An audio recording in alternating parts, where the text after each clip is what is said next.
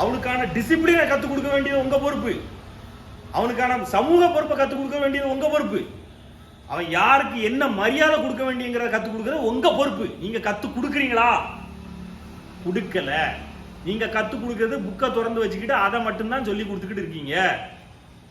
எனக்கு கத்து தந்த, எனக்கு கல்வி கற்று தந்த எல்லா ஆசிரியர்களும் இன்னைக்கும் கால் தொட்டு வணங்க நான் கடமைப்பட்டிருக்கிறேன். அவங்க தான் உண்மையான ஆசிரியர்கள். அன்னைக்கு என்னை அடிச்சாங்கன்னு சொன்னதுக்காக நான் இன்னைக்கு சங்கடமே படலை, சந்தோஷப்படுறேன். அவங்கள தான் கை கூப்பி வணங்குறேன். அவங்க தான் உண்மையான ஆசிரியர்கள். அவங்க எங்களுக்கு மேல அடிக்கணுங்கிற வெறுப்பா கிடையாது. அவங்க என்னை இன்னைக்கு நீங்க நினைக்கிறீங்க இவனை திருத்தி நமக்கு என்ன ஆக போகுது, இவனை கண்டு நம்ம என்ன, நம்ம வந்தோமா, பாடத்தை சொல்லி கொடுத்தோமா, பணத்தை வாங்கினோமா, பல பக்கரையில போட்டோமா, போனோமான்னு இருக்கணும்னு போயிட்டு இருக்கீங்கல்ல.